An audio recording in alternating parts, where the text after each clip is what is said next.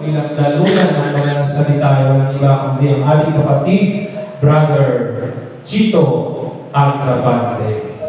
Papurihin na at palapakan natin ang ating Yahweh El Shaddai. Hallelujah.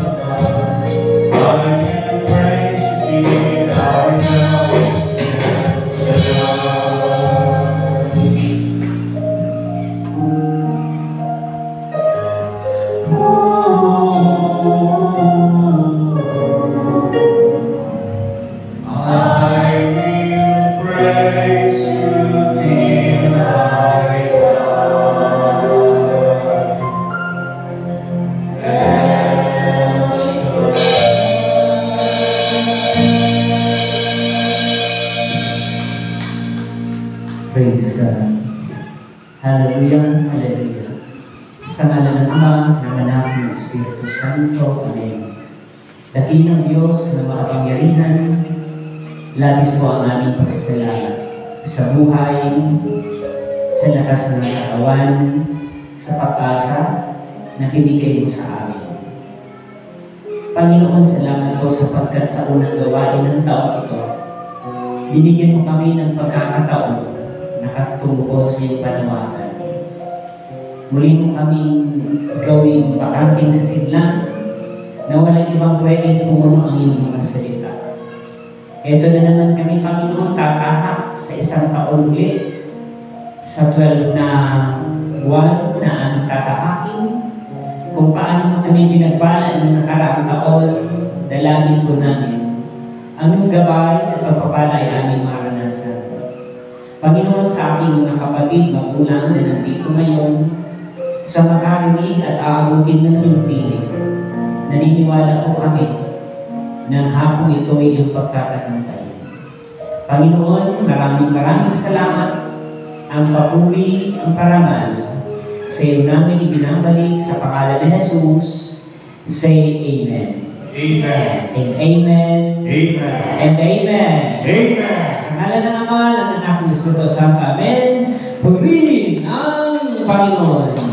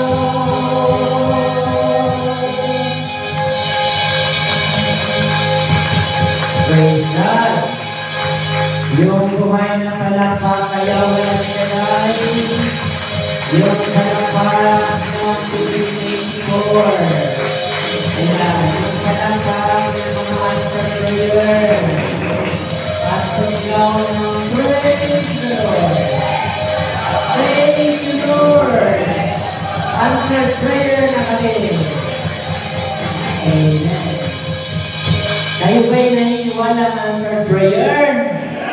Dapat lang, ano po, sapagkat tayo'y mga mananampalataya. Amen?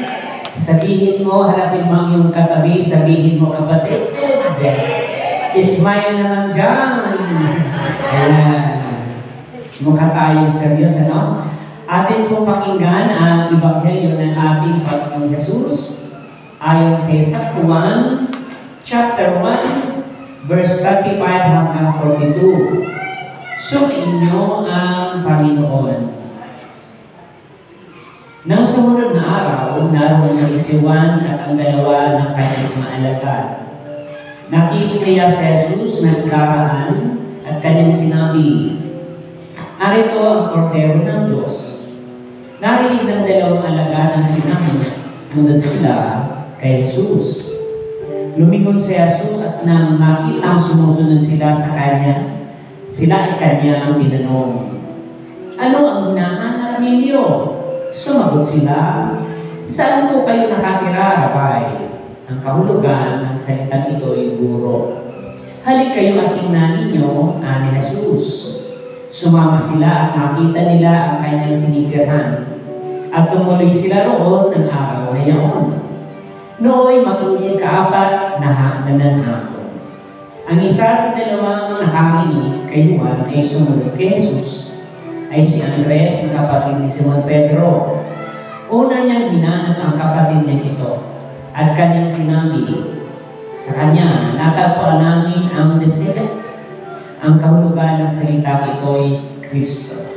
Siya'y sinama ni Andres kay Jesus. Tinignan ni Jesus si Simon at sinabi sa kanya, "Ikaw si Simon na anak ni Juan, ang ipinangalan sa iyo ay Cephas. Ang katumbas ng pangalan nito ay Pedro."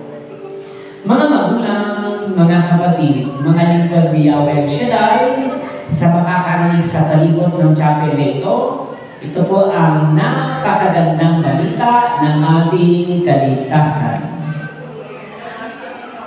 Amen, amen. Muli natin purihin ang ating Panginoon. Hallelujah! Hallelujah! Hallelujah! Karapin mo ulit ang iyong kapatid. Napapansin ko, bumabata ka, gumaganda ka. Amen? Anong sagot? Sabihin mo sa kanya ulit, kapatid. Joke lang yun. Hindi po, yung totoo talaga pag mga anak iso tayo bumabata. Amen? Yan ang di natin kayang pahindihan. Amen? Sino ang answered prayer na ito sa pangay? Amen. Yung answered prayer na ay pwede na umuwi. Joke lang po, huwag kayo masyadong seryoso. Kayo po ay pwede na maupo, mga kapatid. I was here, I remember tinignan mo kanina yung ating diary. April 24, 2017. Ang aking pagpunta dito na last kong pagpunta. And thank God sapagkat nandito pa rin kayo. Nung ako'y pumunta dito ng 2017, ay ilan-ilan ka lang kami noon. Medyo ngayon ay tumami na. Amen pa? Sabihin mo sa iyong katabi, kapatid, dahil umatin ka ng unang gawain ng 2024, inaangkin ko. Pagpapalain ang taon na ito. Amen ba? Muli natin purihin si Yahweh El Shaddai. Alam nyo, yun ang aming mga panalangin sa aming mga pinupuntahan ng mga lugar na aming binibisita ay pagpalain. Sapagkat parang walang kwenta ang aming pag-imisyon kung walang nangyayaring magandang bagay sa natin. Diba? Kung walang magandang bagay sa buhay natin. But I do believe, ako'y naniniwala na sa pagkakaupo nyo yan, may gagawin si Yahweh El Shaddai. Amen? Yung palakpak ng mga answered prayer. Yung palakpak ng mga naniniwala. Amen? Amen. So, salamat sa Panginoon sapagkat hindi pa tayo doon sumabay sa mga nakaraang maraming pagsubok. Yung mga pandemya na ating dinaanan. Amen? Yung mga pagsubok na ating dinaanan. Still, God is always working in us, with us. Ang Diyos ay laging nakikilos sa ating lahat. Kaya ang title po natin, The Day that changed everything. Ang araw na magbabago ang lahat ng bagay. Alam nyo, ang panahon, hindi naman talaga nagbabago yung every New Year. Ang nagbabago lang daw yung pitsa, yung araw, yung date. Pero unless na tayo ay magkaroon ng pananampalataya na pagdating na paglipat ng 23 hanggang 24, may magandang bagay na nangyari sa ating buhay, tiyak na magaganap sa buhay natin. Amen. Amen, di ba? Tiyak na may magaganap sa buhay natin. Sabi nga ng napakinggan ko noon, na tumimo sa ating puso hanggang ngayon. Nung maglingkod ka sa Panginoon ng lubusan at tudong binigay mo sa Kanya ang buhay mo ay hindi na magiging kagaya ng dati. Ano yung buhay natin dati? Na kunting problema, kunting kibot, kunting kabigatan, kunting karamdaman ay sumusuko na. Amen ba? Pero dahil dumating sa buhay mo, dumating sa pamilya mo, dumating sa pagkatao ng salita ng Panginoon, yun ang araw na nagkaroon ng pagbabago ang buhay. Amen ba? Mukhang isa lang ang kumbinsido. Amen ba? Amen. Palakpakan natin ang Panginoon. Bakit magbabago ang ating buhay, mga kapatid ko sa Panginoon? Bakit kailangan magbago ang ating buhay? Sapagkat tinawag tayo ng Diyos for a greater purpose. Alam ko na may mga responsibilidad na kayong iniwan pansamantala. May mga labahan, may mga lulutuin, may mga lilinisan, may mga hugasan, may labahin pa, pero isinakripisyo mo ng sandali. Bakit? Sabihin niyo bakit? Kasi mas higit ang ipapaling na siya tayo kaysa mga gagawin mo. Amen? Amen. So mga kapatid ko sa Panginoon, ano yung unang dapat nating mangyari sa taong 2024? Una, openness to change. Ang pagiging bukas sa mga pagbabago. Amen ba? Ang tao ay nadidiscourage ang buhay kapag hindi niya kaya harapin ang pagbabago ng buhay. Ang buhay ay punong-puno ng sorpresa, mga kapatid. Whether you like it or not, kakambal na natin ang problema. Mag-ayaw mo sa gusto, hindi tayo pwedeng iwanan ng mga karamdaman because we are only human being. Hindi pwedeng hindi ka magkasakit kasi tayo ay taong limitado. Hindi pwedeng hindi ka magka-problema kasi tayo ay imperfectong tao. Hindi pwedeng hindi tayo makaranas ng suliranin kasi hindi tayo Diyos. Pero sa gitna ng mga balakid sa buhay, kapag handa mong harapin ang hamon ng buhay, tutulungan ka ni Yahweh El Shaddai. Amen! Alam niyo kung bakit San Pablo nagtagumpay sa kanyang paglilingkod bilang apostol ni Kristo? Kasi wala nang pwedeng ipanakot ang demonyo sa kanya. Saint Paul is open to change. Kaya pag nakarinig ng salita ng Panginoon, yun ang pagbabago ng buhay natin. Bakit wala nang pwedeng ipanakot kay San Pablo? Sapagkat sabi ni Saint Paul, kahit kamatayan ay hindi nauurungan. Sabi niya, naranasan kong magutom, naranasan kong maging kahos, naranasan niya mapahamak, naranasan niya ang lahat ng bagay na mabigat sa kalooban. Pero sabi niya, ito yung maganda, ito yung huli. Pero magagawa ko ang lahat ng bagay dahil kay Kristo na tumutulong sa akin. Amen ba? Sabihin mo sa iyong kapatid, ano man yan, problema man yan, karamdaman man yan, kakulangan man yan, huwag kang bibitiw sapagkat si El Shaddai ang iyong agapay. Amen? Alam mo, ang hinihintay ng demonyo, tayo ay sumuko. Kasi pag sumuko ka na, tapos na ang laban.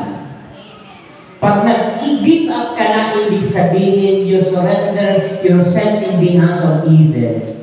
Kapag isinuko mo na ang buhay mo, ang lakas mo, ibig sabihin, parang sinabi mo, walang magagawa ang Diyos. Kaya yung iba na hindi kayang lumaban sa buhay, nagpapakamatay. Nagdidiktig, nadidepress, nawawalan ng ulira, nadidiscourage yung kanilang mindset. Pero yung taong lumalaban, 1 taon, 2 taon, 5 taon ka magdaan ng problema pag hindi ka bumitiw sa dulong ng dulong yung ikaw ay laging magtatagumpay. Amen. Papalapakan natin ang Panginoon. Huwag tayong bumitiw, mga kapatid.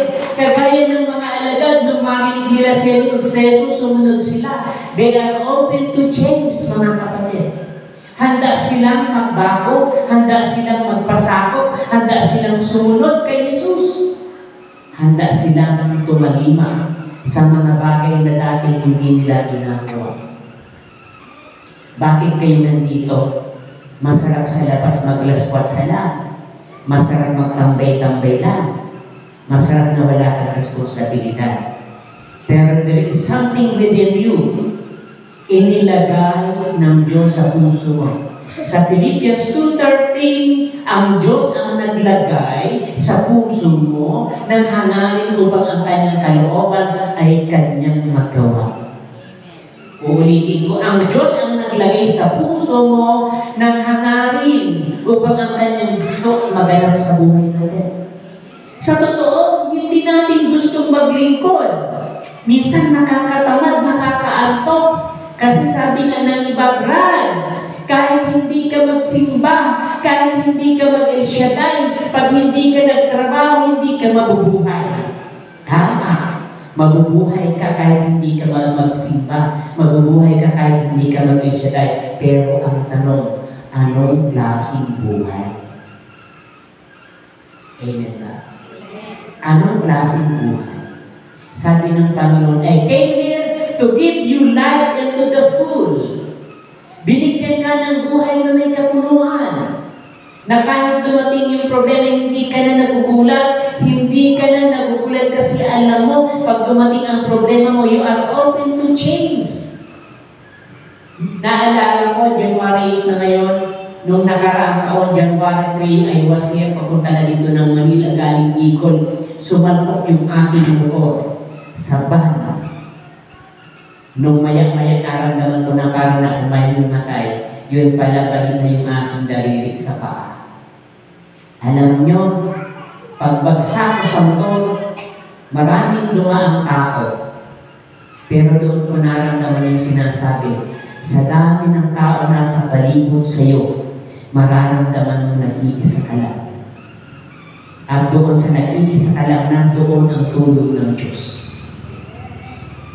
Kaya sabi ni Brother Mike, iwanan ka man ng asawa mo, huwag naman sana. Iwanan ka man ng pamilya mo, iwanan ka man ng lahat ng tao, huwag ka lang iwanan ni Yahweh El Shaddai. Amen ba? Sabihin mo sa iyong kapatid, kung ayaw mong iwanan, magpatuloy ka lang sa paglilingkod. Kailan ka lang naglingkod? After 50 years. Kailan ka naglingkod? After 20 years. After 70 years. Siguro sa atin dito, ang pinakamatagal na naglingkod, mga 30 taon. Kung 70 years old ka na, nasaan ang 40 years na hindi ka naglingkod? Kung 50 ka ng taon ngayon, at naglingkod ka pa, 5 taon ka pa lang naglingkod, ibig sabihin, anong ginawa mo? Sa 45 na taon na hindi mo kilala sa El Shaddai, na hindi ka marunong mag-amen, na hindi ka marunong makinig ng salita ng Panginoon. Pero sa kabila mo, binuhay ka niya. Iningatan ka niya. Kung sa kabila ng ating kalokohan, pinagpapala tayo ng Diyos, lalong-lalo na kung tayo ay sumunod sa Kanya. Mahina ang amen nyo. Palapakan natin ang Panginoon. So, mahalaga, we are open to change. Sabi ko nga sa inyo nung nakaraang taon, alam niyo, sunod-sunod ang aking trials. na aksidente pagdating ko dito sa Manila. Maya-maya medyo gumaling yung aking paa, tumawag yung aking kapatid. Ang nanay namin ay magbababay na. Kasi medyo may edad na rin. So sunod-sunod, mga ilang buwan lang, andyan ang problema.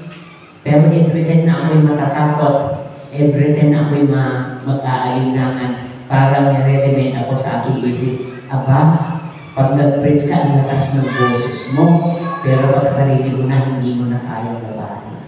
Madali lang mag-advise, madali lang sumigaw, madali lang mag-preach, pero yung lumaban ka sa tunay na hamon ng buhay ay hindi madali.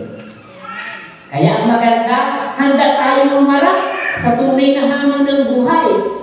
Sapagkat sabi ko nga lagi, pag nabigo ka sa negosyo, pwede ka maghanap ulit ng ibang negosyo, maghanap ng ibang pera. Pag nabigo ka sa pag-ibig, pwede kang mag-move on. Amen ba? Pag nagkaroon ka ng kabiguan physical, pwede ka pang lumaban. Pero pag nabigo ka sa pag-lingkod, buhay at kamatayan ng kapalit. Yung mga nawala dito sa lupa, may kapalit lang yan. Pero yung paglilingkod natin, it is our salvation, yung ating kaluluwa. Kaya nandito tayo hindi lang para magkapera, hindi lang maganda yung may pera, hindi lang magkaroon ng magandang bahay, kundi higit sa lahat, yung tunay na bigay ng Diyos. Kung may panalangin ka na makatapos yung anak, kung may panalangin ka na magkaroon ng trabaho, magkaroon ng magandang bahay, okay yun. Pero tandaan nyo, sobra pa doon ang ibibigay ng Diyos. Kalapitin mo ang iyong katabi. Huwag kang mag-alala. Sobra pa ang ibibigay ni El Shaddai sa buhay na binigay mo sa kanya. Amen? Ako, nung ako'y maglingkod sa Panginoon, naaalala ko nung ako ay nagbabasa ng Biblia, biglang nag-blur yung aking paningin. Yun pala, acute na yung aking blood sugar. Blood sugar ang tawag natin kasi medyo maganda-ganda kay sa diabetes. Tumaas yung aking sugar. Nag-blur, hindi ko na nabasa yung Biblia.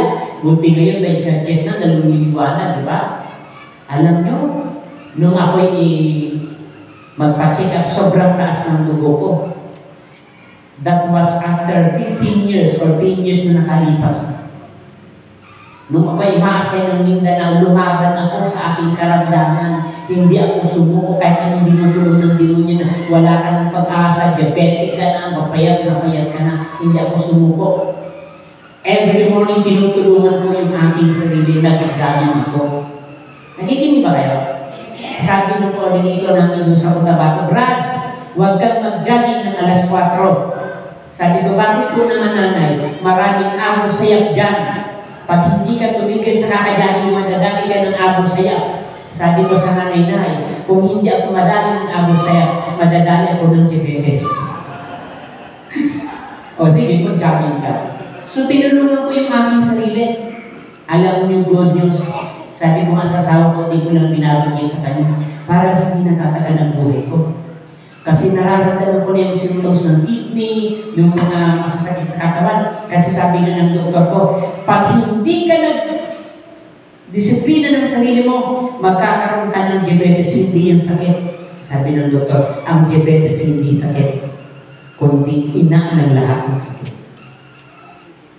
Siya ang promotor ng failure ng heart, siya ang promotor ng kidney, sisirain yung sistema ng katawan mo. At pag nasira yung sistema ng katawan mo, magdadialysis ka na. At pag nagdialysis na, bilang na ang taon, tataon pa. Pero alam niyo, sabi ko, ang kabutihan ng naglilingkod sa Panginoon kasi hindi tayo gumigive up, lumaban ako.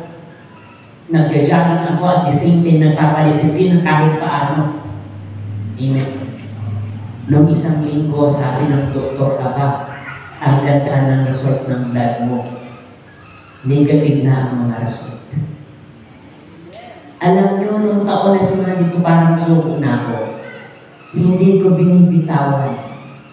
Hindi ko sinasabi sa asawa ko. Pinanangan ko ang pangako ng Diyos. Kasi ang hinihintay ng demonyo, alam niyo kung ano? sabihin mo ang sumuko ka. Kaya si Brother Mick, hindi siya nagkamali ng sabihin, huwag mong sabihin mahirap ka, huwag mong sabihin na may sakit ka, huwag mong sabihin na wala ka ng pag-asa, kasi pag sinabi mo yun ang aagawin ng demonyo.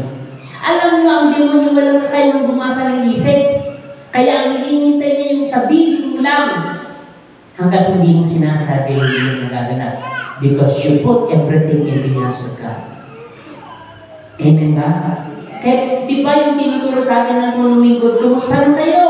Magaling na, mayaman pa, matalino, matuwid, marangal, wagas ang pag-ibig, malaya, payapang kalooban, maginhawa at matalinhaw. Isipin niyo, isang kumusta lang ang daming sagot? Ilang meron ka doon na matalino, magaling. Magkaroon ka lang doon ng 5, aba, sobrang blessing na. O kahit isa, 2, yung maging malakas, matalino, matuwid. At alam niyo, pag naging matuwid tayo kahit paano, susunod ang biyaya ng Panginoon. Sabi nga ng ating punong lingkod, ang Diyos, hindi mahirap kausapin. Hindi mo kailangan tumambling pa para ibigay sa'yo ng Diyos ang kailangan mo. Sabi nga ng punong lingkod, buntong hininga mo na. Alam niyo magbuntong hininga? Inhale, exhale, and smile. Sabi ni Brother Mike, ang buntong hininga lang ay alam na ng Diyos. Mangyayari yun kung tayo ay sumusunod sa Kanya. Hindi siya mahirap po sa atin. Kasi talaga ang plano niya na gumaling ka. Ang plano niya maganda ang buhay mo. Walang plano ang Diyos sa iyo na magkaroon ka ng karamdaman. Walang plano sa iyo ang Diyos na mapahamak ang buhay mo. Pero dahil may kalaban ang Diyos, inaaral niya tayo sa kamay ng Diyos. Pero kapag inilagay mo ang buhay mo sa kamay ng Diyos, doon natin mararanasan yung pangako ng Diyos. Alam niyo, ang gawain ito napakapalad natin. Kasi hindi naman sa paninira ng iba. Yung ibang sekta, linggo lang may gawain. Pero tayo, wala kang rason na hindi ka pwedeng makarinig. Kasi may Lunes, may Martes, may Merkules, may Webes, may Biyernes, may Sabado. Saan ka nakakita ng ministry na araw-araw may gawain? Nakikinig ba kayo? Pag gumawa ka pa ng dahilan, hindi na problema ng Diyos. Kaya, mapalad kayo, bakit nandito kayo? Itinadala ng Diyos sa mga lugar na pinagpapalad ng kanyang gawain. Tingnan niyo sa television, tingnan niyo sa YouTube. Si Brother Nick halos hindi na makapagsalita. Pero inaabangan ng libo-libong tao. Kasi mabanggit niya man lang na kahit scammer na siya, pag pinaniwala, tiyak na may dinala. Amen po. So we are open to change sa gagawin ng Diyos sa buhay natin. Pangalawa, mga kapatid ko sa Panginoon, seeking spiritual growth. Kailangan maghanap tayo ng paglago ng ating spirituality. Seeking spiritual growth, the disciples sought to learn more about Jesus, showing the importance of seeking spiritual growth and understanding. Ang mahalaga sa paglilingkod, hindi lang puro hingi, kundi bigyan ka ng Diyos na unawain ng malinaw ang kanyang utos. Pag naunawaan natin ang kanyang salita, sabi sa Joshua 1:8, dinidilihin mo araw-gabi ang kanyang salita. Amen ba? Kapag nabisi mo ang isip mo sa Word of God, kapag nabisi mo ang puso mo sa Word of God, mawawalan ka ng gana makipagmarites. Nakikinig kayo? Minsan malakas kasi ang pita ng ating laman kasi ang umuko pa sa atin ay hindi ang Diyos. Kaya nga tayo may gawain kasi ibig ng Diyos na pumunod sa atin ay ang kanyang salita. Kailangan lumago tayo. Lumago tayo sa pananampalataya. Yung tipong hindi ka nagugulat sa problema. Amen ba? Sa aming pamilya, inaamin ko, ako yung pinaka-medyo mahina physically. Kasi sabi ng nanay ko, nung ipanganak kita, nung nabubuhay pa siya, mas kikin ka talaga. Pero nung pinalingkod ng Panginoon, I become stronger. Pero sa pamilya namin, kahit nagkakausap-usap, pag dumarating yung magbigat na problema, hindi ko pinapahalata na ako ang makita. Sa inyong pamilya, kapag kayo ay nagka-problema, nagka-bulok, dapat may isang hindi kumikita. Yung isang lingkod ng Diyos na naninindigan na sa pinakadulo-dulo ng problema, may El Shaddai na tumutulong sa atin. Kailangan tiyakin natin na tayo pag kumatok sa langit, idadamay ang ating mahal sa buhay sa biyaya ng Diyos. Amen ba? Kaya hindi sayang ang paglilingkod mo. Hindi sayang ang pagkataon ninyo. Although tayo ay hindi man perfecto, God give us always a chance. Huwag kang susuko, huwag kang madadaig pag nagkasala ka, huwag kang matakot. Pag nagkasala, huwag kang malungkot, pero huwag na huwag kang titigil sa pagsumikap na maging tunay na lingkod niya. Amen ba? Wala namang taong hindi nagkakasala. Wala namang taong perfecto, pero ang maganda, hindi ka bumibitiw sa kanyang gusto. Kung yung mga tao ang hindi naglilingkod, nakakagawa ng mali ay hindi nahihiya, ikaw pa kaya. Nahala mo kaya mo namang magbago. Alam mo ang ginagawa ng demonyo? Yung i-discourage ka. Siya rin, ang hirap mo pa rin, may utang ka pa rin, pinipersecute ka pa rin. Manindigan ka, magpakatatag ka, na yung mga bagay na magpapalago sa ating espiritu. Sabi na, ang minsan anak yaman, madaling mabigo. Bakit? Hindi sanay sa hirap.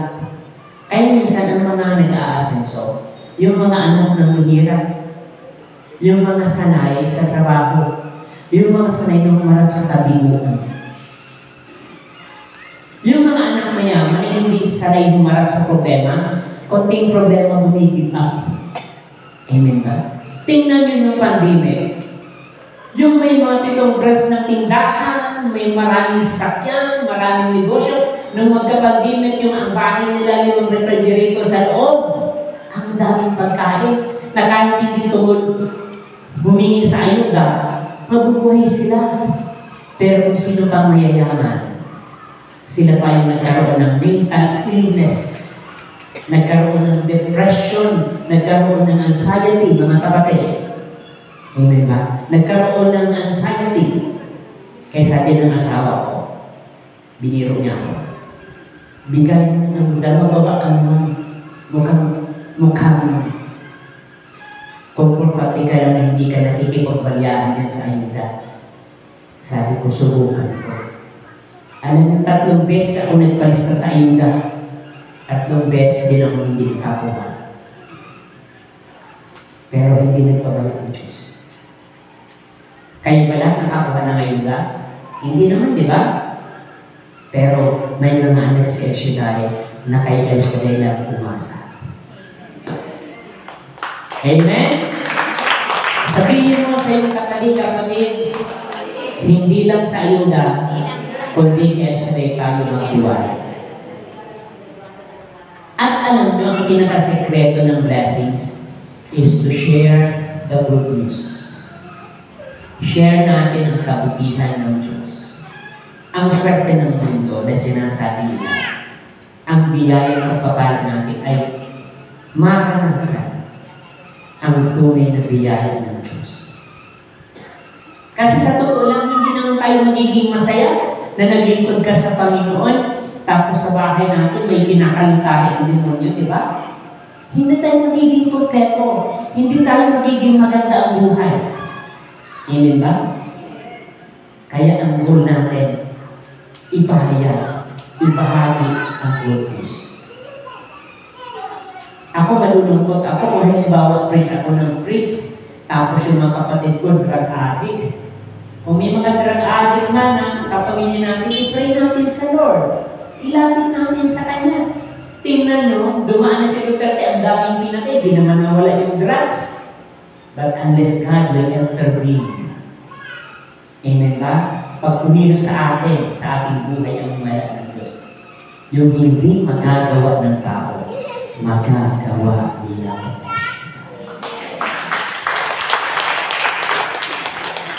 Sabihin mo sa iyong katabing kapatid, ilagay mo sa isip mo na anuman ang mangyari, huwag kang bibitiw, bagkos ipakita ang kabutihan ng Diyos. Amen ba? And number 4, immediate response. Ang pagpapala ng Diyos ay makikita sa atin kapag yung kalidad ng paglilingkod natin ay maganda. Sabihin mo sa katabi kapatid, kumusta naman ang kalidad ng paglilingkod mo? Kailangan ipakita natin yung the best. Alam ko kayong mga naglilingkod na hindi ko kayo dinajudge.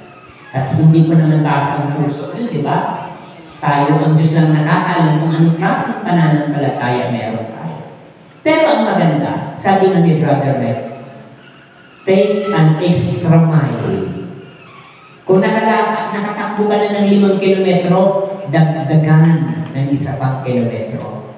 Kung sa tingin mo naglilingkod ka na, gawin mo yung the best.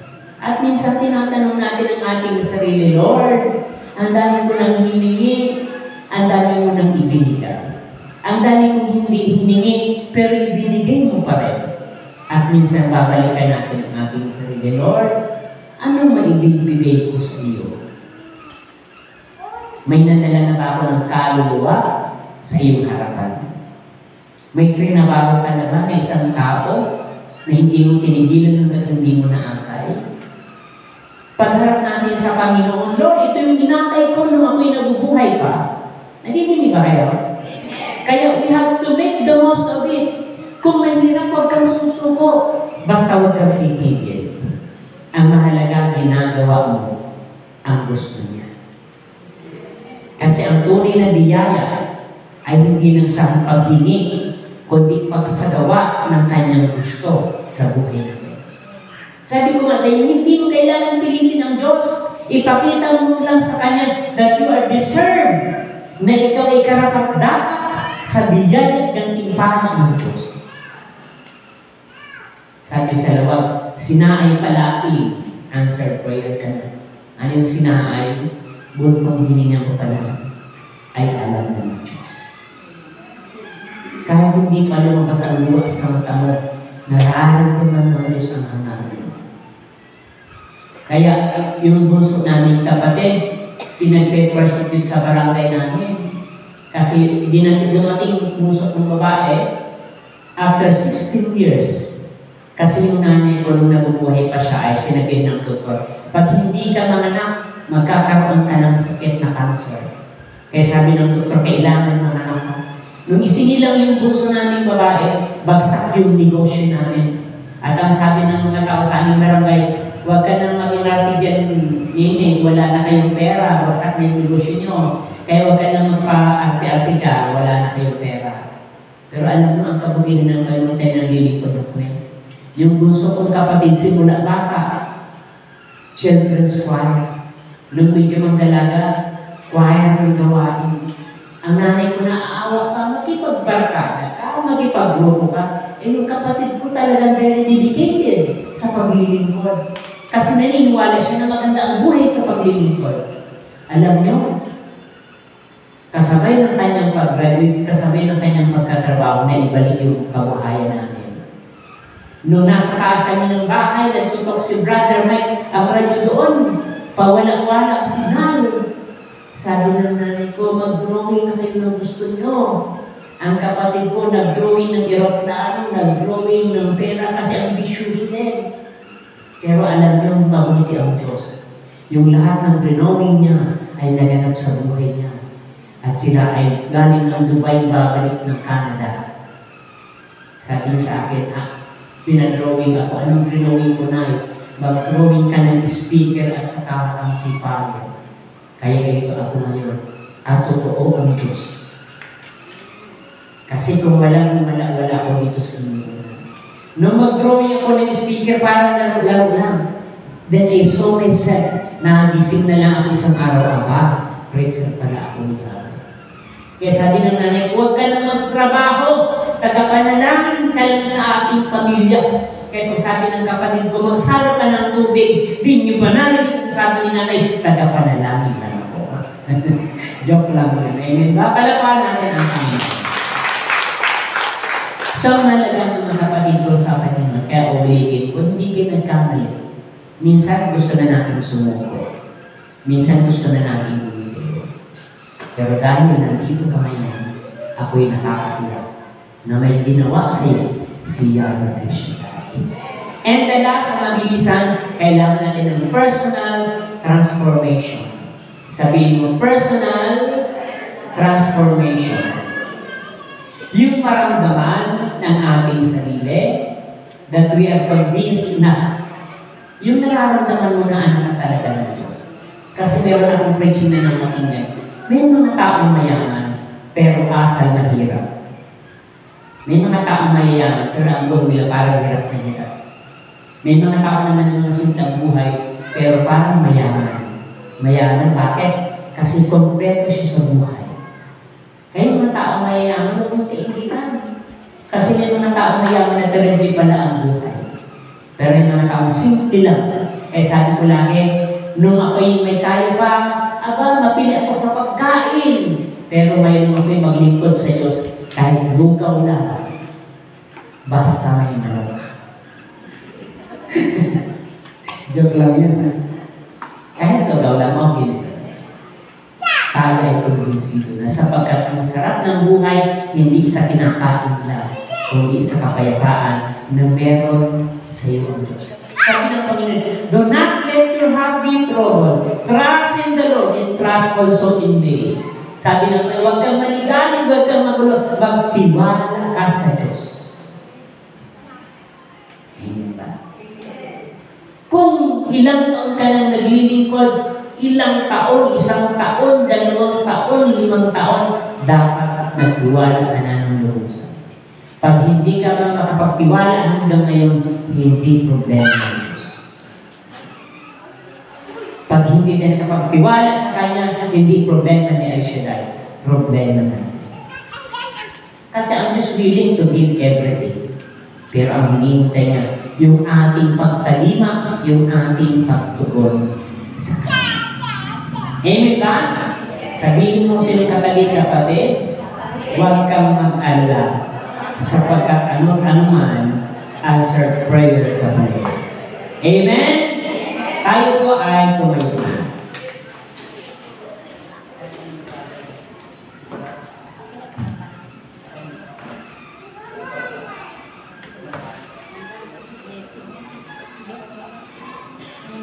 Ilagay natin ang ating kamay sa tapat ng ating puso. At kausapin natin ang Diyos. Pasalamatan natin siya una, sapagkat nakapagtugon ka sa unang taon ng gawain. Kung meron ng pinakamagandang biyaya sa atin, mga kapatid, yung ikaw ay nakapaglilingkod. Kasi, habang nasa presensya ka ng Diyos, magtatagumpay ka. Habang naglilingkod ka, hindi ka talunan. Sabi ko nga kanina, ano man ang pagsubok, ano man ang problema, ano man ang karamdaman, kapag lumalaban ka pa, hindi pa tapos ang laban. Huwag mong hayaan na ikaw ay sumuko. Huwag mong hayaan na ikaw ay tumigil sapagkat pinakita mo na ang unang taon ay para kay El Shaddai. At balik ibang pinakamagandang bagay, pagharian tayo ng Panginoon sa ating buhay, nang sa ganun na namang hamon ng buhay, tayo lahat ay magiging tagumpay.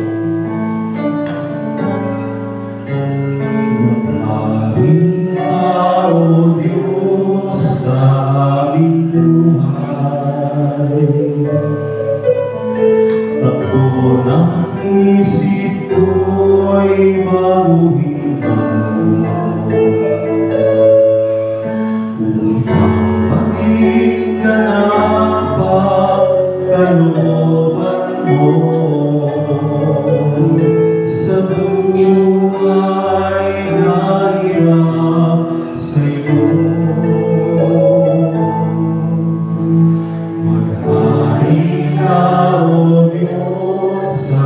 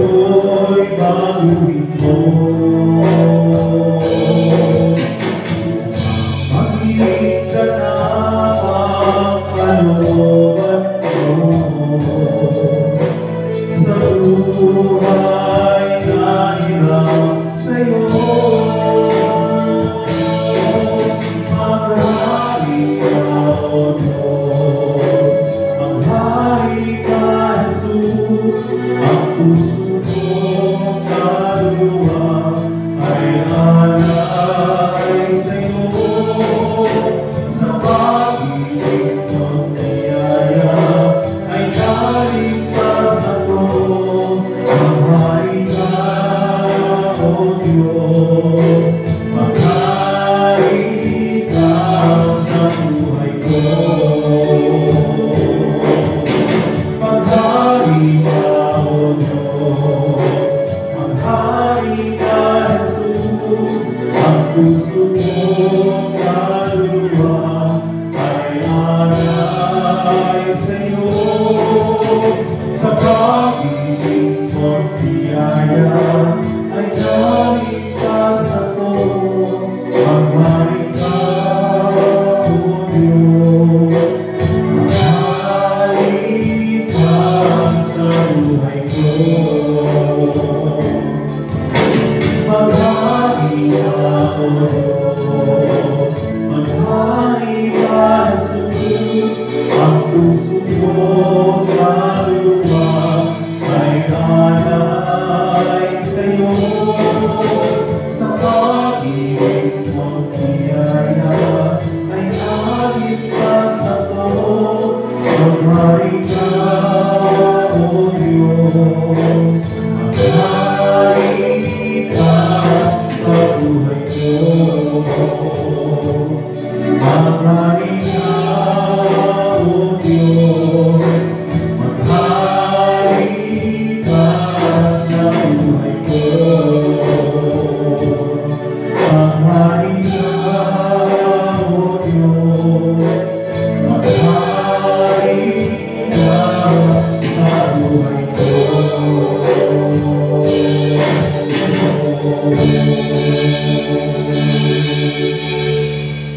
Salamat, Panginoon, sa buhay pananampalataya. Kung meron lang kami unang kahilingan sa taong ito, walang iba, Panginoon, kami pagharian mo sa aming puso, sa aming isip, sa aming pagkatao. Sapagkat naniniwala kami, Lord, maliban na ikaw ay manang sa amin, hindi darating ang himala sa buhay namin. I-bless mo, Lord, ang mga lingkod mo ito. Huwag ang problema, huwag ang takot, huwag ang kalungkutan, huwag ang mga kawalan ng pag-asa ang maghari, kundi ikaw, Panginoon, ang maghari sa bawat isa. Anumang hamon, anumang karamdaman, anumang problema, hindi kami magagapi sapagkat ikaw ang Kristo na nananahan sa amin. Na maging kamatayan ay hindi mo sinukuhan sapagkat magtatagumpay ka sa dulo ng pagtatagumpay nito. I-bless mo rin ang mga lingkod mo ito, dalangin ko. Ano man ang problema, ano man ang suliranin, ano man ang karamdaman na aming himala ay dumating sa bawat isa. Pagalingin mo ang iyong karamdaman sa hapon ito, sa lahat ng area ng kanilang katawan, mula ulo hanggang kalampaan, sa dugo, sa balat, sa laman, sa sistema ng aming pagkatao, pagalingin mo, Yahweh Shaddai, in the name of Jesus. Kung may kaguluhan sa pamilya, alisin mo, Panginoon, palitan ng pag-ibig, pangunawa at pasensya. Kung meron mga tapang, palitan mo ng tapang na kaya pumarap sa hamon ng buhay. Palitan mo ang tapang ng galak ng kapayapaan nang sa ganun ang aming buhay ay hindi matatayag ng anumang problema. I-bless mo, Lord, ang mga lingkod mong ito, simula sa coordinator, mga awit mo at manunugtog, sa mga sekretong naglilingkod at tumutulong sa gawain mo. I-bless mo sila. Sa mga nag-attend, pagpalain mo, Panginoon. Sa mga nakarinig, tumigo sa puso nila ang iyong salita.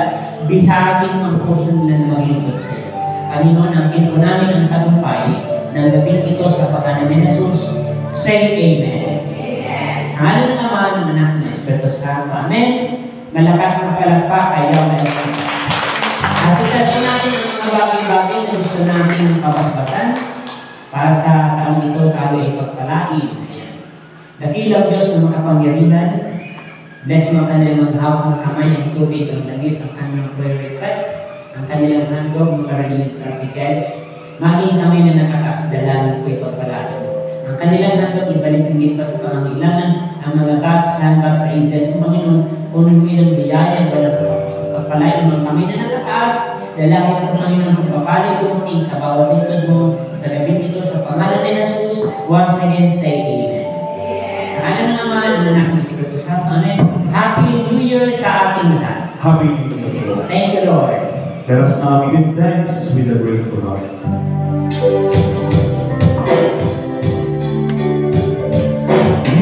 Give thanks a grateful heart, we dance in the